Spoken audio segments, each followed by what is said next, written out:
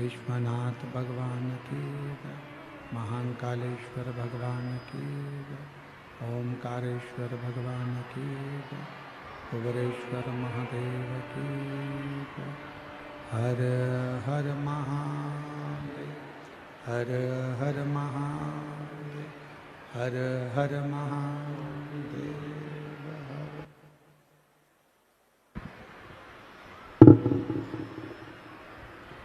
काशी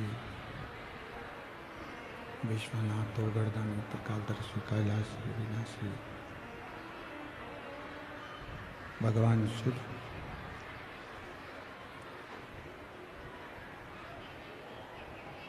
जिनकी पुनीत पावन पवित्र शिव महापुराण की कथा भगवान देवाधिदेव महादेव की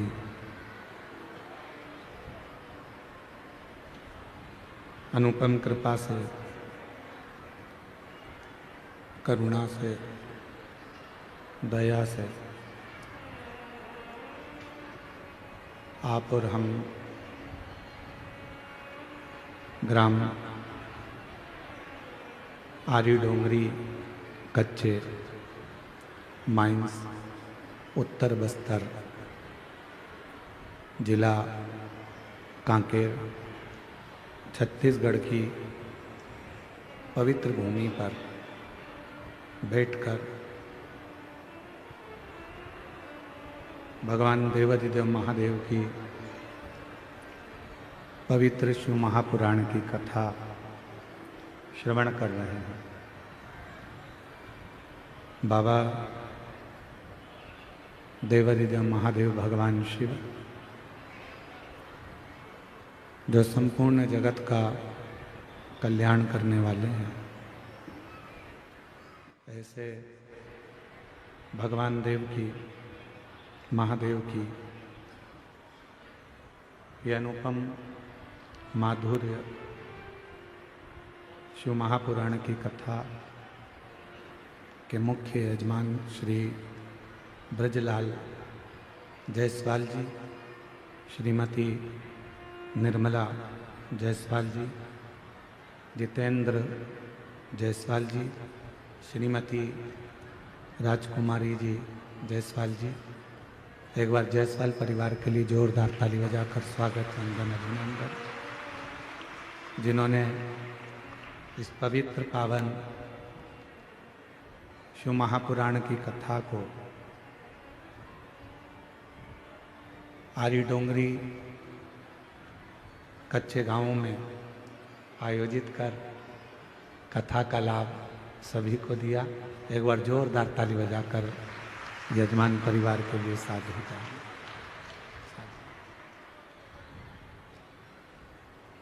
भाग्यशाली हैं कथा में पधारे सभी शिव भक्त, जो इस पवित्र पावन मार्गशीर्ष मास में भगवान शिव की पवित्र कथा का लाभ ले रहे हैं।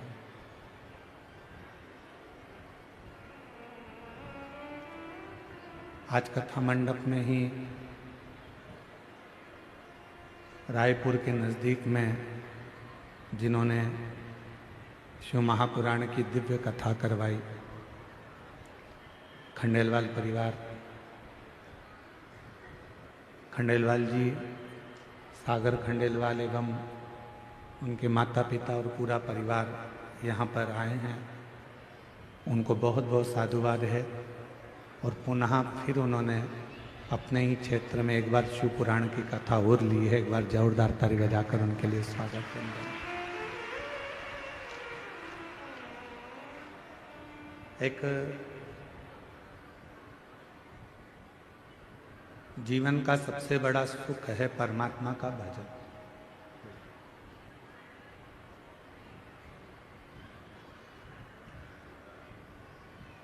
संसार में जन्म लिया है दुख पीछा नहीं छोड़ता। किसी न किसी रूप में दुख, तकलीफ, कष्ट, बीमारी आती ही रहती है।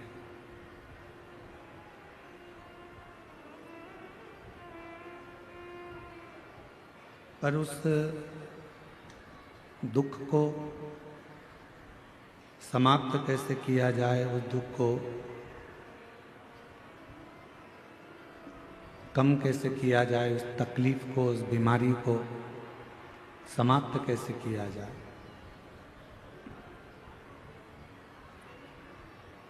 उसके लिए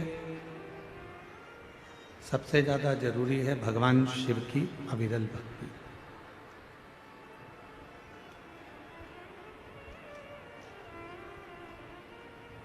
ये कच्चे गांव एक ऐसा कांकेर जिले का छोटा सा गांव है जहां पर आदिवासी वनवासी सब यहाँ रहते हैं। और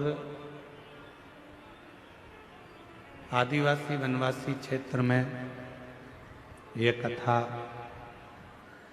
इन सभी क्षेत्रवासियों के लिए ऊर्जा देती है। जिन आदिवासी क्षेत्रवासी, वनवासी क्षेत्रवासी बूढ़ा देव का पूजन करते हैं, बूढ़ा देव का आराधना करते हैं, बूढ़ा देव की साधना करते हैं, अपने बुजुर्गों से पूछें कि ये बूढ़ा देव है कौन।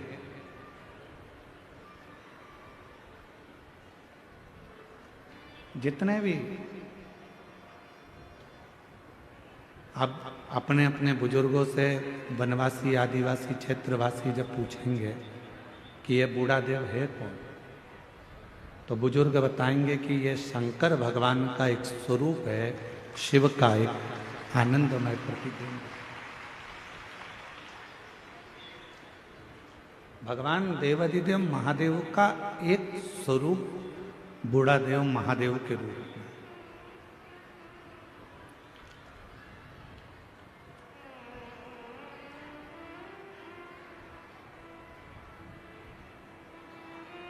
मतलब हमारे पूर्वज, हमारे दादा परदादा, हमारे जितने बुजुर्ग रहे हैं, हमारे जितने पूर्वज रहे हैं, ये सब भगवान शिव की आराधना करते हैं, भगवान शंकर की साधना करते हैं। थोड़ा बीच का जो समय ऐसा रहा जिन समय में भगवान शंकर को लोगों ने दूर कर दिया था,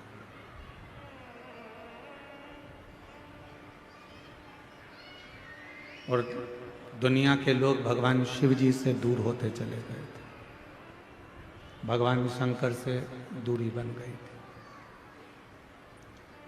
पर शिव महापुराण की कथा सुनने के बाद, भगवान शंकर की पवित्र कथा का रसतत्व ग्रहण करने के बाद लोगों को ये समझ में आ गया कि अगर संसार सागर से पार उतरना है और इस संसार सागर से अगर पार लगना है तो भगवान देवाधिदेव महादेव को, बूढ़ा देव को एक लोटा जल चढ़ाना ही पड़ेगा, आराधना करना ही पड़ेगा, पूजन करना।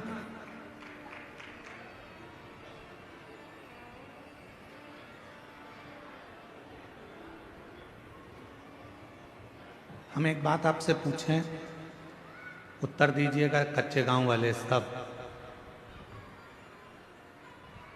समुद्र, विशाल समुद्र बड़े बड़े जहाज को डुबो देता है, विशाल समुद्र बड़े बड़े महल को डुबो देता है, विशाल समुद्र वृक्ष, रोड, बिल्डिंग, जब अपने वाली पे आ जाए तो समुद्र सब डुबो देता। पर वो विशाल समुद्र के अंदर यदि तेल की एक बूंद गिर जाए तो क्या वो समुद्र उस बूंद को डुबो देता है? जम के बोलो, नहीं। समुद्र में इतनी सामर्थ्यता नहीं है कि वो तेल की एक बूंद को समुद्र डुबो दे। जहाज डुबो देगा, बड़े बड़े शिप डुबो देगा, बिल्डिंग डुबो देगा, वृक्ष डुबो देगा, सब कुछ डुबोने की सामर्थ्यता समुद्र के जल में है। पर समुद्र तेल की एक छोटी सी बूंद को डुबो नहीं सकता। क्यों? इसलिए तेल एकदम हल्का होता, एकदम हल्का। उसने अपने अंदर भार तत्व को नहीं लिया है। शिव महापुराण की कथा कहती है जैसे समुद्र सबको डुबोने की सामर्थ्यता रखता है पर तेल की एक बूंद को डुबो नहीं सकता है, उसी तरह शिव पुराण की कथा कहती है, भगवान शंकर का चरित्र कहता है कि संसार सागर में आकर सब डूबना है, पर जिसने भगवान शंकर की शरणागति ग्रहण कर ली उसको संसार सागर भी डुबो नहीं पाता।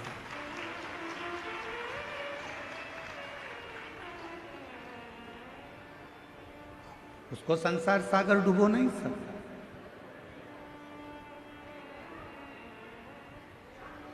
संसार सागर में भी आने के बाद यदि भगवान की अविरल भक्ति को धारण करा है, शिव नाम लिया है, भगवान शंकर का भजन किया है, मंत्र जाप किया है, नाम जाप किया है, तो किसी की सामर्थ्यता नहीं है कि वो आपको डुबो दे। अकाल मृत्यु वो मरे जो काम करे चंडाल का, काल उसका क्या बिगाड़े जो भक्त हो महाकाल का। जो शिव का उपासक हो, जो भगवान शंकर की आराधना में डूबा रहता हो, फिर काल उसका कुछ नहीं बिगाड़ सकता।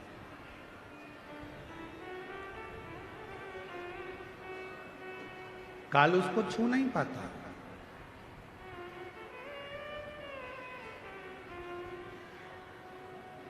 उसको छूना बड़ा कठिन हो जाता है।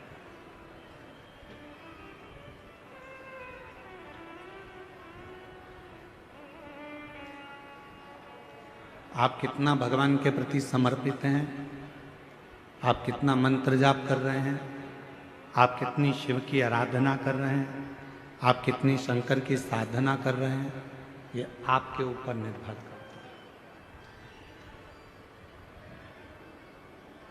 संसार के लोगों की सामर्थ्यता नहीं है कि फिर वो आपको डुबो दें।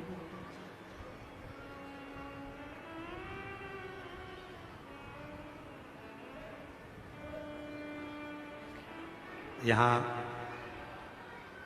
सागर खंडेलवाल जी बैठे हैं रायपुर से। कहाँ बैठे लोग? हेलो।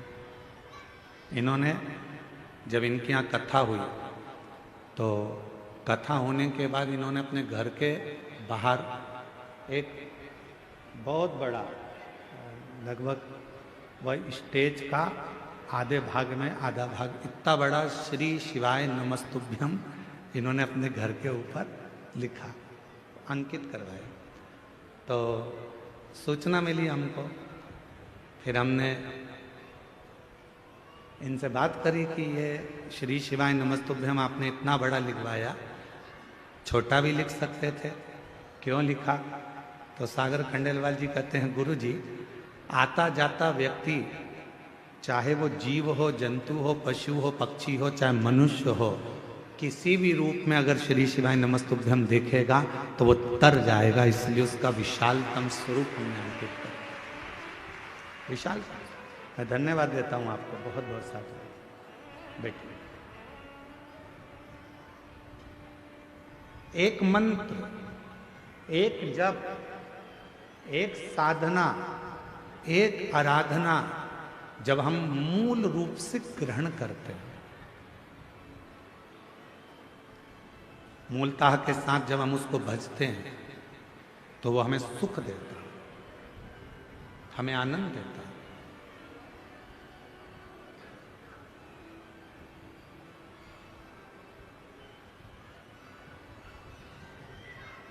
यजमान जितेंद्र जी जायसवाल जी के बड़े छोटे सुपुत्र आर्यन जी से हम बात कर रहे थे। जितेंद्र जी, तो आर्यन से हमने पूछा कि इस क्षेत्र में इतना विशालतम कभी कोई कथा, कोई सत्संग आपके यहाँ हुआ है? तो आर्यन जी बोल रहे थे कि गुरुजी, वो तो बाबा की कृपा है और भोलेनाथ जी ने इस कथा को करवाया, हमको ही नहीं मालूम पड़ रहा कि कैसे कथा चल रही है और कैसे शिव भक्त इसको श्रवण कर। आर्यन, साधुवाद है आपको इस चीज के लिए। तो ये शिव की कृपा के बिना नहीं हो सकता। आप अपन सोचें कि ये अपन कर रहे हैं तो ये नहीं है। मेरा आपकी कृपा से सब काम हो रहा, मेरा आपकी कृपा से सब काम हो रहा। करते हो भोले बाबा, मेरा नाम हो रहा है। करते हो भोले बाबा, मेरा नाम हो रहा है। भोले आपकी कृपा से सब काम हो रहा। शंभु आपकी कृपा से सब काम हो रहा। जरूरी नहीं कि जिंदगी में हम आए हैं और हम जैसा सोचें वैसा ही हो। जरूरी नहीं है कि हम संसार सागर में, देखो भगवान ने आपको और हमको जन्म दे दिया, शरीर कैसा देना था ये उसको मालूम। हमारे पूर्व का कैसा कर्म था उसके अनुसार हमारा शरीर मिला। आपको और हमको जो शरीर मिला ये हमारे पूर्व के कर्म के अनुसार। आप सुंदर बनकर जन्मे, भगवान की कृपा है। आपके हाथ भगवान ने दिया, भगवान की कृपा है। आपके पांव भगवान ने दिया, भगवान की कृपा है। नेत्र दिए, भगवान की कृपा है। जिह्वा दी, वाणी दी, भगवान की कृपा है। श्रवण शक्ति दी, भगवान की कृपा है। बुद्धि दी, भगवान की कृपा है। शरीर कैसा देना था ये परमात्मा ने हमारे पूर्व का स्मरण कर कर, पूर्व के खातों को देखकर तब भगवान ने हमको दिया। यहां जितने लोग बैठे हैं, अगर आप में से किसी ने लोन लिया हो तो बैंक वाले पुराना हिसाब देखते हैं। यहां माइंस वाले बहुत काम करते होंगे तो लोन लेना ही पड़ता होगा, है? तो लोन लेते होगे तो पुराना हिसाब देखा जाता है। पहले लिया था, जमा करा कि नहीं करा, इतना पैसा लिया था, उस बैंक से उठाया था। भले तुम दूसरी बैंक से लो लोन, पर वो पूरी बैंक को टटोली जाती है कि इसने पैसा जमा करा कि नहीं करा, इसने जमा किया कि नहीं किया। बस जैसे बैंक का लोन देने वाला पुराना हिसाब देखता है, उसी तरह हमको जन्म देने वाला भी हमारा पुराना हिसाब देखता है। पुराना हिसाब क्या करा संसार सागर में जाकर? किसी भूखे को भोजन कराया, प्यासे को पानी पिलाया, भगवान का मंत्र जाप किया, नाम जाप किया, किसी को सहायता प्रदान करी, किसी को शिक्षा प्रदान करी, किसी को चिकित्सा प्रदान करी। वो पुराना हिसाब देखता है और पुराना हिसाब देखने के बाद हमारा शरीर देता है। हमारे शरीर में कोई भी थोड़ी सी भी कमी रखता है, समझ लेना हमारा पूर्व का दिया हुआ है। महाराज, कुछ हमने श्रेष्ठ ना करा हो, श्रेष्ठ ना।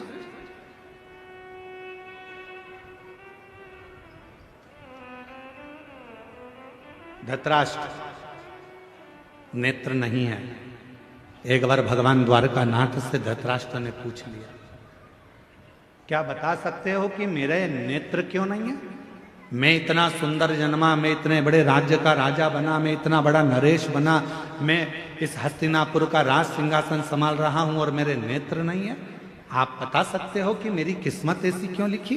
भगवान द्वारकानाथ ने कहा, पूर्व जन्म में तुम एक सुंदर राजकुमार थे, एक हंस को देख लिया था, उस हंसनी को पकड़ने के चक्कर में वो तुम्हारे हाथ ना आई, तो उसके साथ में जितने भी लोग बच्चे थे उन सब के नेत्र तुमने हर लिए थे, इसलिए तुम्हारे नेत्रों को हरा गया।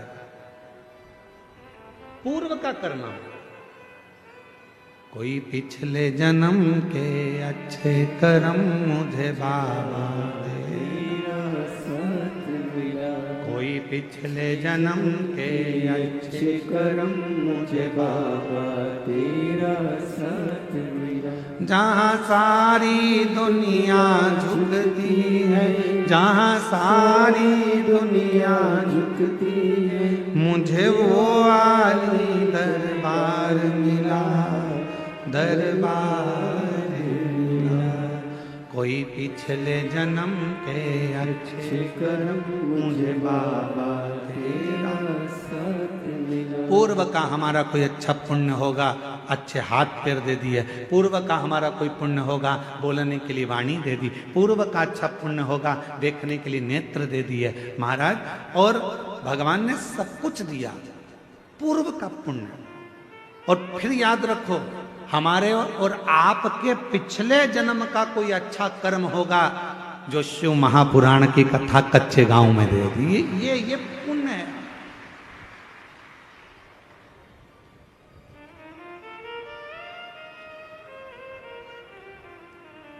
यहां से जाने के बाद भगवान को धन्यवाद देना, तूने बड़ी कृपा करी, हमारे गांव के पास में कथा करवा दी, मैं जाके कथा सुन ली, तूने बड़ी कृपा करी, मेरे दोनों पांव अच्छे चलकर गई, तूने बड़ी कृपा करी, गाड़ी से पहुंच गई, तूने बड़ी कृपा करी, बैठने की जगह भी दे दी, तूने बड़ी कृपा करी, कथा सुनने के लिए कान भी अच्छे दिए। एक आध गड़बड़ हो जाता तो फिर ध्यान लगा कर सुनना पड़ता। तूने बड़ी कृपा करी, मेरे दो नेत्र दिए, अगर एक भी गड़बड़ कर देता तो देखने में आनंद, दर्शन में आनंद नहीं आता। तूने बड़ी कृपा करी कि मेरी मुख में वाणी दी, महाराज जब भजन गा रहे थे उनके साथ मैं भी गा रही थी। ये तेरी कृपा है, ये तेरी उदारता है, ये तेरी करुणा। और प्रभु भगवान से कहते रहना, भोलेनाथ ऐसी कृपा करना मेरे बूढ़ा महादेव, ऐसी कृपा करना बूढ़ा देव, ऐसी कृपा करना मेरे महादेव, ऐसी करुणा करना मेरे बाबा कि मेरे शरीर को ऐसे ही चलाते फिराते रहना, इसको पलंग पर मत पटक देना, इसको कहीं हॉस्पिटल में मत पटक देना, चलाते फिराते। पूर्व का कर्म है हमारा। होते कई लोग ऐसे भी होते हैं जिनको खूब समझाओ, पास में कथा हो रही है चले जाओ, भगवान का नाम ले लो, एक लोटा जल चढ़ा दो, भगवान की भक्ति कर लो, पर वो करने को तैयार नहीं होते। उनके रहते हैं, नीम के पेड़ के नीचे कितनी भी गुलाब जामुन की चाशनी डालो, नीम मीठी हो जाएगी? बोलो तो नहीं। नीम के पेड़ के नीचे कितनी भी तुम एक काम करो, जलेबी का घोल डाल दो, मीठी होगी? नहीं। चलो जान दो। अच्छा, करेले के पेड़ के नीचे, करेले के पौधे के नीचे, करेले की बेल के नीचे आप गुलाब जामुन की चाशनी डालो, रसगुल्ले की चाशनी डालो, क्योंकि वो रसगुल्ला खाने के बाद उसका पानी तो काम आता ही नहीं है। तो एक काम करें अपन कि करेले की बेल के नीचे डाल देते हैं, तो करेला मीठा हो जाएगा। हो जाएगा? नहीं, करेला करेला ही रहेगा, नीम नीम ही रहेगी। उसको चाहे तुम की कितनी भी गुलाब जामुन की चाशनी डाल लो, चाहे तुम गुड़ डाल लो, शक्कर डाल लो, तुम्हारी मर्जी पड़ जाए जो डाल लो, पर वो नीम नीम रहेगी, कड़वी की कड़वी रहेगी, करेला कड़वा की कड़वा ही रहेगा। उसी तरह अपने गांव में, अपने नगर में, अपने शहर में, अपने मोहल्ले में, अपनी कॉलोनी में, अपने घर में, अपने परिवार में कोई ना कोई एकाध व्यक्ति नीम और करेले जैसा होता ही है। उसको कितना ही समझा लो, कितना ही समझाओ उसको, कितना ही कह लो उसको, वो सुनता ही नहीं, समझता ही नहीं। अब कोई कहे कि गुरुजी वो तो हाँ हमारा रिश्तेदार है, हम तो उसको इतना कहते हैं, फिर भी वो भगवान की बुराई करता है, फिर भी शंकर जी की बुराई करता है, फिर भी एक लोटा जल की बुराई करता है। गुरुजी हमारे यहाँ वो आए थे, इतने बड़े संत महात्मा, वो भी शिव जी की बुराई कर दिया, वो भी इनने भी ऐसा कर। तो कोई कितना ही समझाए, पर वो नीम नीम रहती है, वो करेला करेला ही रहता, उसको नहीं समझ में। महाराज उसने शरीर दिया कितना अच्छा, उसको साधु का। उसने जन्म दिया अच्छे घर में, अच्छे परिवार में, अच्छे कुल में, ये उसकी कृपा है। और उसने मौका दिया भक्ति को करने का, भजन को करने का, ये उसकी कृपा है, ये उसकी कृपा। कितना सुंदर कहा है।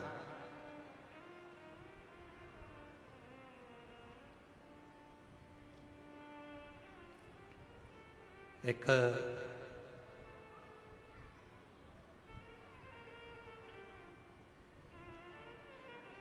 शिव महापुराण में एक बड़ा सुंदर भाव आया है। मां सती, भगवान माता पार्वती और भगवान शिव का एक बड़ा सुंदर संवाद।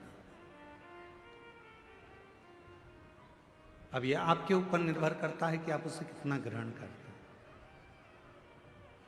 एक बार माता पार्वती भगवान शिव जी के साथ में काशी भ्रमण के लिए चली।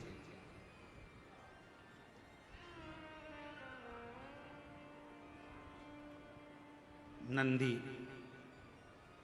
पर बैठकर मां पार्वती जी बाबा भोलेनाथ जी के साथ चल।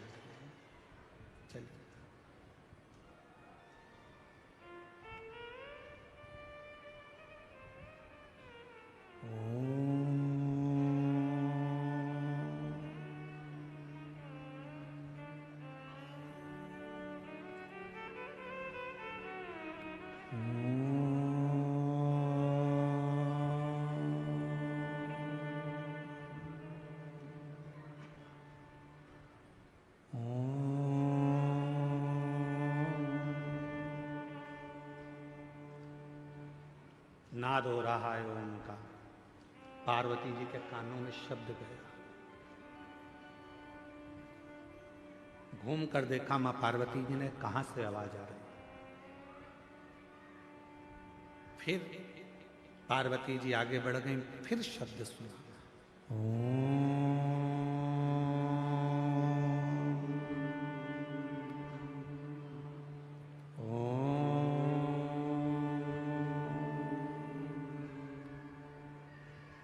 फिर पार्वती जी ने नंदी को रोका, नंदी रुको,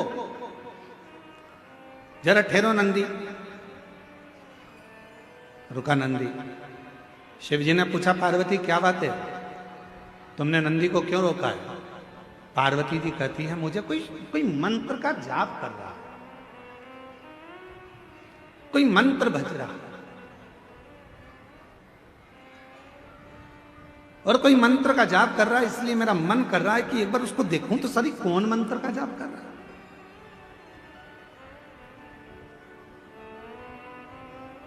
सब दूर मां जगत जननी माता पार्वती ने भ्रमण किया, जपने वाला नहीं मिला। फिर नाद हुआ,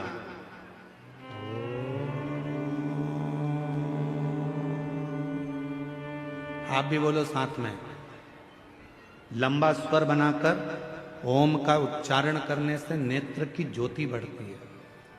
लंबा उच्चारण करने से, ओम का नाद करने से बुद्धि में एक अंदर कंपन उत्पन्न होता है, उससे पैरालिसिस की बीमारी, लकवे की बीमारी नहीं होती है। ओम का लंबा उच्चारण करने से अगर शरीर में हाथ पैर में कंपन होता है, चाय का कप या अपनी उंगलियां या हाथ कांपने लगते हैं, तो वो कंपन दूर होता है। आप भी साथ में बोलिएगा, लंबा उच्चारण करना, ओम।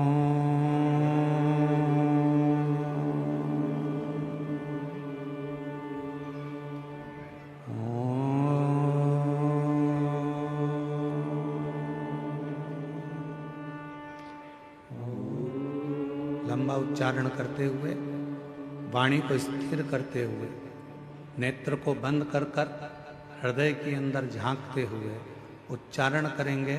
लकवे की बीमारी नहीं होगी, पैरालिसिस नहीं होगा, हाथ का कंपन दूर होगा और बुद्धि तीव्र होगी।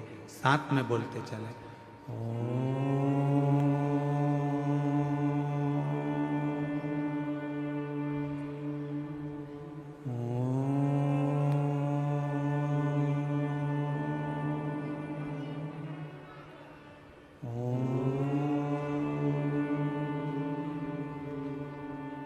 पार्वती जी का ध्यान गया, कोई दिख नहीं, कुछ नहीं दिखा। आपने जब ओम का नाद किया होगा, नेत्र बंद कर आपको ऐसा लगा होगा हमारे दिमाग में कुछ बारीक सा कीड़ा चल रहा है, कोई प्रवेश कर रहा है। वो शिव तत्व है, वो शंकर है, मां ढूंढ रही है, कोई दिखता नहीं है। शिवजी कहने लगे पार्वती चलो, कहां तुम यहां वहां ढूंढ रही हो, किसको खोज रही हो? शिव महापुराण की कथा में वर्णन आता है कि शंकर भगवान की कथा के अंदर बैठकर या पूरे संसार में, ब्रह्मांड में कोई भगवान शंकर के ओम नाद को, पंचाक्षर मंत्र नमः शिवाय को, षडाक्षर मंत्र ओम नमः शिवाय को या श्री शिवाय नमस्तुभ्यम का संसार में कोई भी उच्चारण करता है, उसको मां पार्वती ढूंढ कर ही रहती है और उसे वर देकर ही रहती है।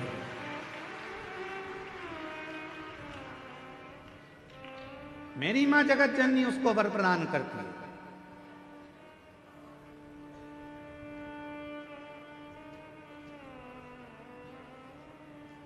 कितना सुंदर कहा है काली पुराण में। मां काली पुराण में एक वर्णन आता है, जब रक्त बीज को मारने का समय आता है तो मां काली पुराण में वर्णन आता है कि मां आद्य शक्ति से पूछा गया, ये इतने विकराल असुर हैं, राक्षस हैं, इनका संहार तुम्हें करना है तो तुम इनको कैसे मार सकती हो? तो मां आद्य शक्ति, काली पुराण में वर्णन आता है कि मां आद्य शक्ति ने कहा, जब मैं किसी एक मंत्र को पकड़ लेती हूं और उस मंत्र का बार बार उच्चारण करती हूं तो वो मंत्र मुझे अंदर से शक्ति प्रदान करता है और रक्त बीज जैसे राक्षस तो यूं ही मर जाते हैं, असुर संहार हो जाता है। नेत्र बंद कर सब एक बार फिर उच्चारण के साथ लंबे ओम नाद, शरीर के रोगों को दूर करने के लिए, शक्ति को प्रदान करने के लिए, शिव भक्ति को प्रदान करने के लिए, जितने आस्था चैनल पर बैठे हैं, जितने फेसबुक यूट्यूब के सामने कथा सुन रहे हैं, जितने पंडाल में कथा सुन रहे हैं, बड़े प्रेम के साथ लंबी श्वास के साथ में उच्चारण करेंगे, मां आद्य शक्ति हमको स्मरण करेगा।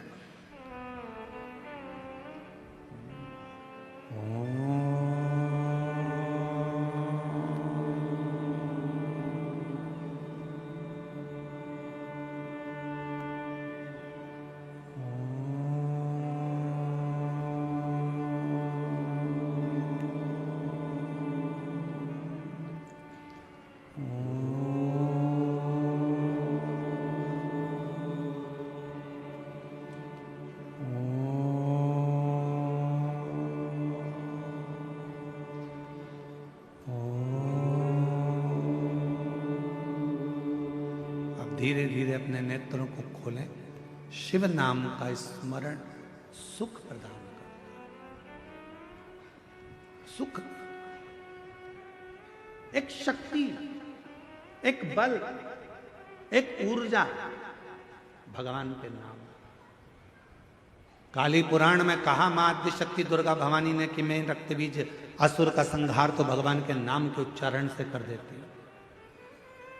याद रखना, दुनिया के लोग पूछते हैं श्री शिवाय नमस्तुभ्यम में क्या है, श्री शिवाय नमस्तुभ्यम बोलने से क्या होता है, श्री शिवाय नमस्तुभ्यम दरवाजे पर लिखने से क्या होता है, श्री शिवाय नमस्तुभ्यम अपनी गाड़ी पर लिखवाने से क्या होता है, श्री शिवाय नमस्तुभ्यम अपनी फैक्ट्री पर लिखवाने से क्या होता है, श्री शिवाय नमस्तुभ्यम अपनी दुकान पर लिखवाने से क्या होता है। शास्त्र कहता है तुम्हारी जिंदगी में अगर दुख प्रवेश कर रहा होगा तो वो मंत्र को पढ़ते से ही बाहर निकल जाएगा, भीतर प्रवेश नहीं करेगा। मंत्र में वो बल होता है, मंत्र में वो शक्ति होती है। श्री शिवाय नमस्तुभ्यम, श्री शिवाय नमस्तुभ्यम, श्री शिवाय नमस्तुभ्यम। बोलो बोलो सब बोलो, श्री शिवाय श्री शिवाय नमस्तुभ्यम, श्री शिवाय नमस्तुभ्यम।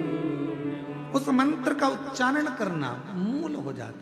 पार्वती मैया ढूंढ रही हैं, कोई मिलता नहीं है। शिवजी उनको ले गए काशी में एक स्थान पर, तट पर मां गंगा के बैठ गए। शंकर भगवान को नमन कर कर मां पार्वती जी वहां से चल दी और पार्वती मैया भ्रमण करने के लिए गई, ढूंढने के लिए गई। जो मंत्र जप रहा था, जो मंत्र का उच्चारण कर रहा था, जो मंत्र को पढ़ रहा था, वो कौन है, कहाँ है, दिखता नहीं है। मां उस पार्वती मैया उस काशी खंड के अंदर, मां काशी की नगरी में उस जीव को ढूंढ रही हैं, जो उच्चारण कर रहा है, जो जप रहा है, मंत्र का उच्चारण कर रहा है।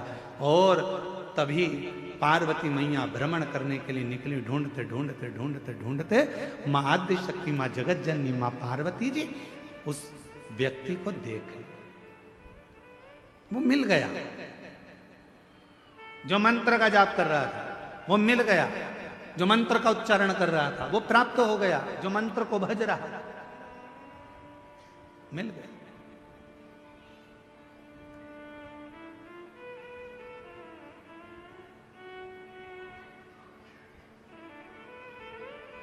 शिव जी से पार्वती जी ने विनय करी, मैंने उसको ढूंढ लिया है जो मंत्र पढ़ रहा था, जो मंत्र का जप कर रहा था, मैंने उसको ढूंढ लिया। बाबा चलो एक बार उस पर भी कृपा कर दो, जो मंत्र का जप कर रहा था उस पर करुणा कर दो। शिवजी बहुत तेज हंसे, ढाका लगाकर खूब तेज बाबा भोलेनाथ हंस दिए। अब पत्नी कुछ कहे और पति जम के हंस दे तो पत्नी को गुस्सा आने लगता है बहुत तेज। मैं तुमसे कुछ कहती हूं और तुम मेरी बात को हवा में उड़ा देते हो। मैं तुमको कुछ कहती हूं और तुम हंस के निकाल देते हो। मेरी बात तो तुम सुनते ही नहीं, मेरी बात तो तुम स्वीकारते ही नहीं। पति हंस देता है।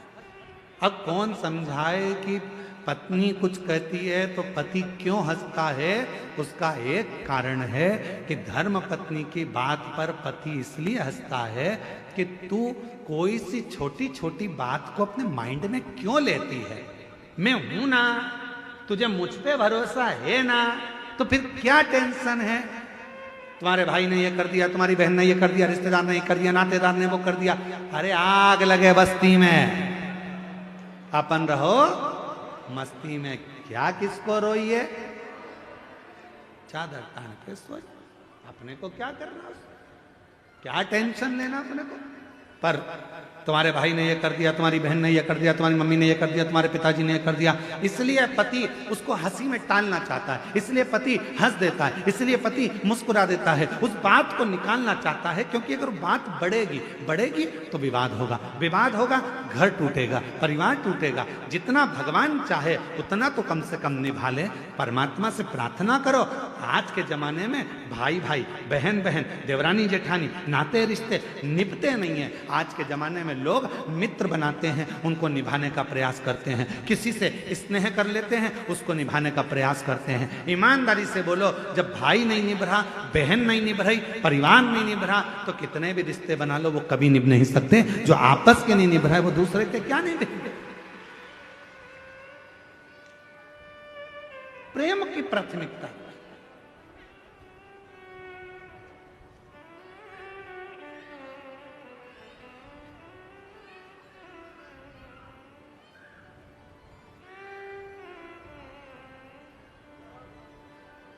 हमारे यहाँ कुबेरेश्वर बाबा के पवित्र धाम में कई लोग आते हैं, साथ में बर्तन भी लाते हैं, आटा भी लाते हैं, दाल भी लाते हैं, चावल भी लाते हैं, और पीछे बेलपत्री की जहाँ वाटिका है, वहाँ जहाँ बट वृक्ष है, वहाँ कहीं पर भी बैठकर अपना भोजन बनाते पाते, परिवार के साथ बैठकर भोजन करते।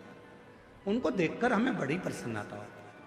हम कई लोगों से मिलने भी जाते हैं, वहाँ पर अगर सीहोर रहते हैं तो हम उनके पास जाते हैं, बोलते हैं भगवान बड़ी कृपा करा है आप पर कि कम से कम आज आपका पूरा परिवार बाबा के धाम में बैठकर भोजन तो कर रहा है, इससे बढ़कर सुख और क्या हो सकता है। निवेदन है, अगर सनातन धर्म को मजबूत करना है, भारत की भूमि पर सनातन धर्म की मजबूती चाहते हो, तो अपने घर में एक नियम बनाओ, हफ्ते में कम से कम एक दिन पूरे परिवार के साथ मिलकर भोजन करने का प्रयास करो। तो धीरे धीरे वो कुटुंब जब एक साथ जुड़ेगा, वो परिवार एक साथ जुड़ेगा, जब कुटुंब हमारा जुड़ना चालू होगा, तो फिर हम पर कोई आक्रमण नहीं कर सकता, आक्रमण नहीं कर सकता।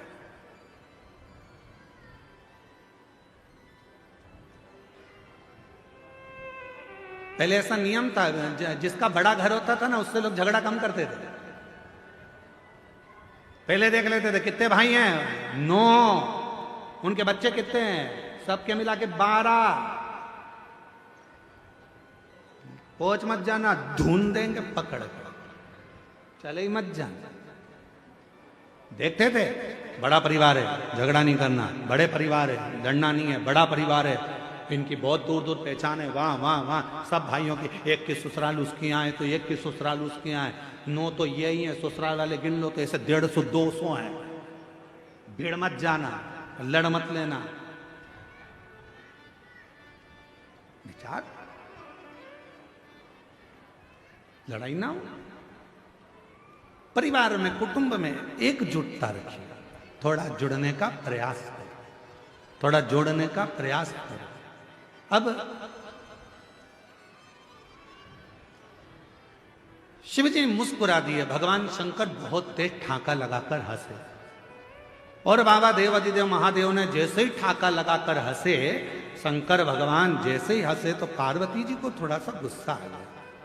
पार्वती जी ने कहा, प्रभु मैं इतनी जरूरी बात आपसे कह रही हूं और आप हंस रहे, आप मुस्कुरा रहे। भगवान भोलेनाथ जी ने कहा, पार्वती तू क्या कहना चाहती है मैं जानता हूं। तो पार्वती जी ने कहा, बताओ क्या कहना चाहती है।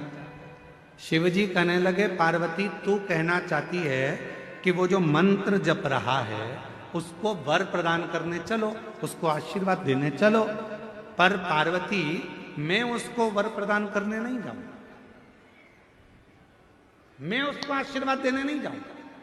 पार्वती जी कहने लगी, ऐसा तो हो नहीं सकता, आपको चलना तो पड़ेगा। पार्वती जी कहने लगी, क्यों नहीं जाओगे। शंकर भगवान बोले, पार्वती बात इतनी सी है, जो वो मंत्र का जप कर रहा है, ओम का उच्चारण तो वो सही कर रहा है, पर मंत्र के बीच में एक त्रुटि कर रहा है। ओम का उच्चारण सही कर रहा है, पर मंत्र के बीच में एक त्रुटि कर रहा है। उस त्रुटि में वो मंत्र जप रहा है अमर होने का, पर उस मंत्र में एक त्रुटि है, एक गलती है, जिसके कारण वो मांग रहा है अमर होना, दिल से चाहता है अमर होना, पर मंत्र में गलती के कारण वो बोल रहा है कि मैं अभी मर जाऊं। एक गलती हो रही है उसके मंत्र में। एक त्रुटि हो रही है उसके मंत्र में, वो मृत्यु को मांग रहा है और भजन कर रहा है अमर होने का, तप कर रहा है अमर होने का, साधना कर रहा है अमर होने का, और मंत्र पढ़ रहा है मरने का। अब तुम बताओ क्या करूं? तो पार्वती जी बोली, भोलेनाथ जी ये तो बहुत बड़ी बात हो गई, आप कुछ मत दो उसको, चलो आप तो हमारे साथ वापिस कैलाश चलो। शिव जी कैलाश पहुंचे और भगवान देवाधिदेव महादेव जैसे ही कैलाश पहुंचे, पार्वती जी चुप चुप रहने लगी, बोलती नहीं थी, बहुत मौन रहती थी। मौन रहती तो एक बार षडानंद कार्तिकेय जी ने पूछ लिया, मैया क्या बात है, तुम बोलती क्यों नहीं हो, आजकल बहुत चुप रहती हो। गणेश जी ने पूछा, माँ आप बोलती नहीं हो, बहुत चुप रहती हो, कुछ बोलती नहीं हो। शंकर भगवान को मालूम पड़ा कि पार्वती कुछ बोलती नहीं है, आजकल चुप रहने लगी है। तब शिव जी ने पूछा, पार्वती बात क्या है, जिस दिन से तुम काशी से आई हो उस दिन से तुम मौन हो, चुप हो, कुछ बोलती क्यों नहीं हो? तब पार्वती जी ने कहा, स्वामी मेरे मन में एक संशय है। क्या संशय है पार्वती? मेरे मन का संशय यह है स्वामी कि वो जो काशी में जप रहा था, मंत्र गलत पढ़ रहा था और मांग सही रहा था, ऐसे ना जाने संसार में कितने लोग होंगे। महाराज भोले बाबा, आपके डमरू की नाद से, आपके गंगा की धार के जल से करोड़ों करोड़ों मंत्र बने हैं। शिवजी से कह रही है मां पार्वती की सबसे ज्यादा दुनिया में अगर कोई मंत्र प्रकट हुए हैं तो शंकर भगवान आपके द्वारा प्रकट हुए हैं। इतने करोड़ों मंत्र लोग अगर बोलेंगे उसमें कोई त्रुटि होगी तो बेचारों का क्या होगा, इसलिए कुछ कृपा करो, कुछ कृपा करो। शिवजी ने कहा, मांग तुझे क्या चाहिए पार्वती? पार्वती जी कहती हैं, प्रभु बस ऐसी कृपा कर दो कि कोई कैसा भी जपे, गलत भी जपे, चाहे सत्य भी जपे, सही भी जपे, चाहे वो गलत भी जपे, तो भी उसको नरक ना भोगना पड़े, वो आपके धाम सारी कामनाएं प्राप्त कर कर आपके धाम में पहुंच जाए। ऐसा बस इतना सवाल। शिव जी ने कुछ बोला नहीं, चुप रहे। अभी तक मां पार्वती जी चुप थी, अब भगवान भोलेनाथ चुप हो गए, बोले नहीं। और मंत्र जपने वाले दुनिया के लोग मंत्र जप रहे,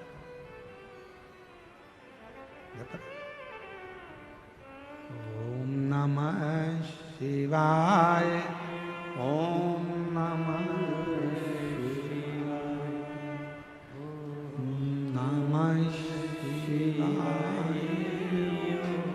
नमः शिवाय, हरिहर नमः शिवाय, गोरा नमः शिवाय, हरिहर नमः शिवाय, गोरा नमः शिवाय, ओम नमः शिवाय, ओम नमः शिवाय। जपने वाले जप रहे हैं, भजन करने वाले भजन कर रहे हैं, मंत्र बोलने वाले मंत्र कर रहे हैं, साधना करने वाले साधना कर रहे हैं। शिव जी मौन हो गए, पार्वती जी से रहा नहीं गया, भोले बाबा के पास एक लोटा जल चढ़ाकर बोली, आप चुप हो जाओगे तो हम कहाँ जाएंगे, कृपा करो, कुछ तो करुणा करो।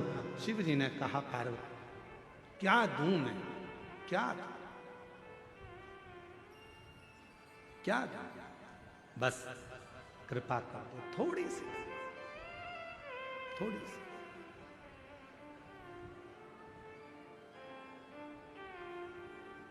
आप तो दयालु हो। पार्वती जी ने कहा, मैंने मेरे पिता हिमालय राज के मुख से सुना था, शंकर भगवान के शिवलिंग का भी अगर कोई स्पर्श ना कर पाए, पार्वती जी कर रही हैं, हिमालय राज के मुख से, मेरे पिता के मुख से सुना था, यदि कोई भगवान शंकर के मंदिर में जाकर भगवान शंकर के शिवलिंग का स्पर्श भी ना कर पाए, और यदि वो अपने घर से एक लोटा जल लेकर जाए और दोनों हाथों से जब उस लोटे को पकड़ता है, एक लोटे जल को वो जब दोनों हाथों से पकड़ता है, तो उसके हाथ की रेखाएं कितनी भी विपरीत हो, जल चढ़ते से ही वो रेखा सीधी हो जाती है। कितनी भी विपरीत क्यों ना, सारी समस्या का हल एक लोटा जल। एक पत्र है, देखिए,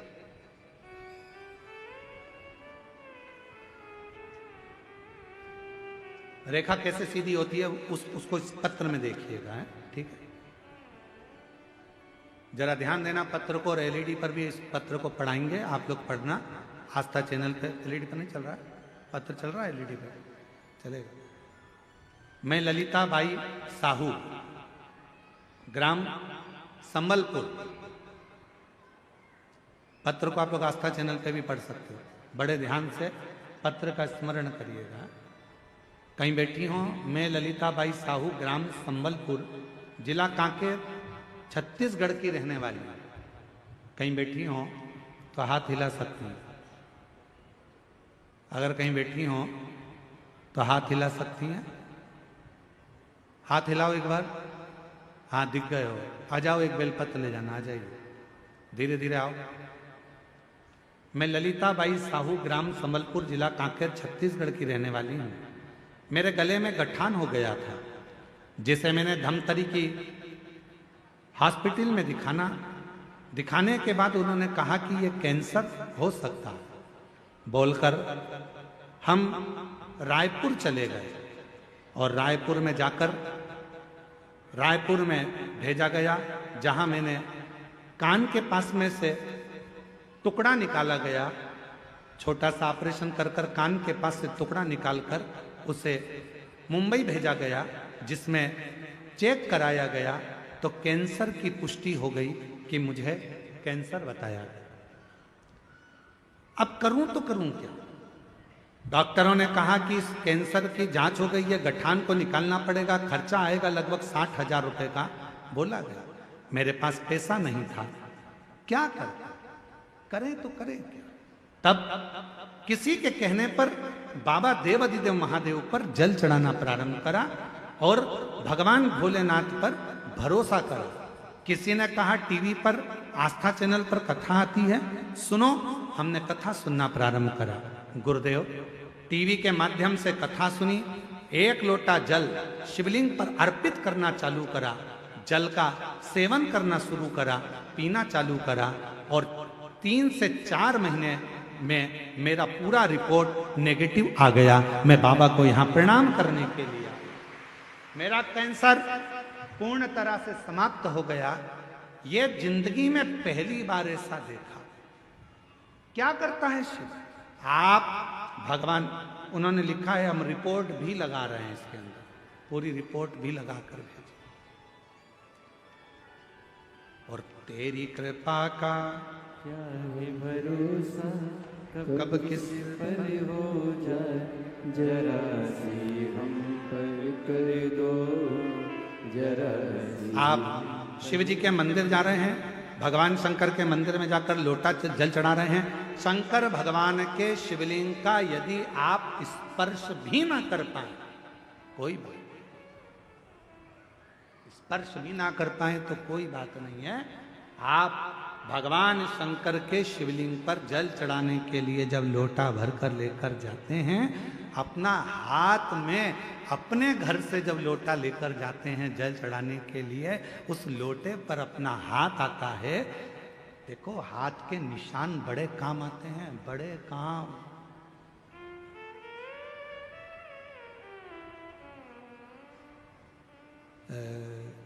आधार कार्ड बनता था ना पहले, आधार कार्ड बनता था तो थंब लगाए जाते थे, उंगलियों के निशान, ऐसे 5 उंगलियां लगाकर ऐसे देखा जाता था, 4 उंगली, फिर नेत्र,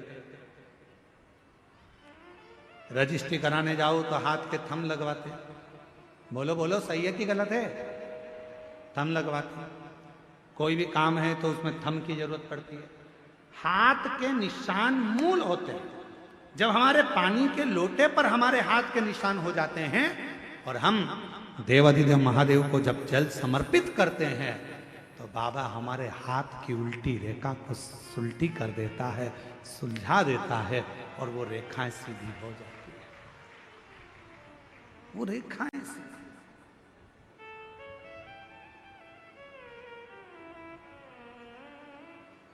क्या नहीं देता शिव, क्या नहीं प्रदान करता। रेखा कैसे नहीं सुधरती। एक पत्र और है, देखो जरा कितना सुंदर पत्र है, वो भी देखिए।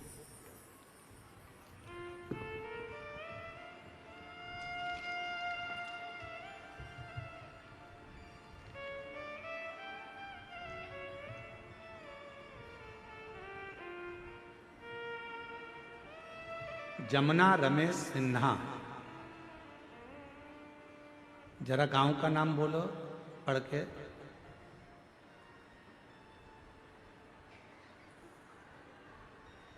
बोलो जम के तो बोलो। मरकतोला, हाँ वो ठीक है। कच्चे जिला बालोद, ठीक है। कहीं बैठी हो तो हाथ हिला सकती हैं जिनका ये पत्र है। जमुना रमेश सिन्हा, मरकतोला, कच्चे जिला बालोद। कहीं बैठी हो तो हाथ हिला सकती है और बच्चा आया हो साथ में तो उसको लेकर आ सकती है। मेरी शादी 2014 में हुई थी। अभी क्या चल रहा है? 25। 2017 में मेरा गर्भ ठहरा। 9 माह पूर्व के पहले ही 7 महीने में पुत्र की प्राप्ति हुई। वह स्वस्थ न होने के कारण चला गया। फिर 2019 में मुझे 2 जुड़वा बच्चे हुए, वो भी अस्वस्थ होने के कारणवश वो भी समाप्त हो गए। मैंने आस पड़ोस में शिव महापुराण की कथा के बारे में सुना। 2023 में बालोद में शिव महापुराण की कथा में पहुंची। बाबा के पंडाल में आकर अपने मन की बात कही और भगवान से अपने दिल की बात कही। खूब रोई क्योंकि मेरे इतने बच्चे चले गए। किससे कहूं मैं? कथा सुनती रहती, रोती रहती। बैठी हुई एक महिला ने कहा, क्यों रोती है? मेरे बच्चे होते हैं वो मर जाते हैं। कहा, यहाँ की मिट्टी, पंडाल की मिट्टी को तेरे गर्भ पर लगा, बाबा देगा आपकी बात, स्वस्थ देगा। बाबा की ऐसी कृपा हुई। अगस्त 2024 में मेरा गर्भ ठहर गया और मैं पहुंच गई भगवान की कथा में धमतरी और वहां की मिट्टी को मैंने अपने गर्भ पर लगा लिया। गुरुदेव, 13 अप्रैल 2025 को मेरे गर्भ से जब बच्चे ने जन्म लिया, जन्म लेने के बाद भी बच्चा फिर पुनः कुछ महीने पहले हो गया। लगने लगा कि अब ये नहीं बचेगा। पर कहते हैं शंकर भगवान भाग्य की रेखा बदल देते हैं और शंकर भगवान के कथा का पंडाल की मिट्टी किस्मत बदल देती है। वही हुआ। मेरे बाबा ने मेरे गर्भ की लाज रखी और अब मेरा बच्चा स्वस्थ पैदा हुआ। मैं बाबा को धन्यवाद देने के लिए आया। शिव तत्व किसको कहते? कहीं बैठी हो तो एक बेलपत्र लेने के लिए आ सकती है।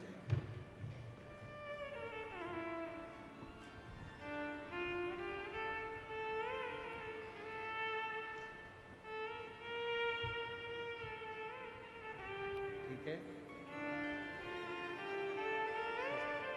खाली न जाता कोई दर से तुम्हारे, खाली न जाता। जोरदार ताली बजाओ। कैंसर की रिपोर्ट नील हो गई। ये शिव की कृपा है, उदारता है। हमारे बीच में भानु प्रतापपुर से विधायक महोदय श्रीमती सावित्री मांडवी जी आई हुई हैं। मैं उनको आमंत्रित करता हूं वो व्यासपीठ का पूजन करें। जोरदार ताली बजाकर उनका स्वागत करें। जो जैसी भावना लाया वो वैसा ही फल पाया, नहीं खा वाली उसे लौटाया, वो मन ही मन हर्षाया, और कर दिया माला माल काशी वाले, लुटा दिया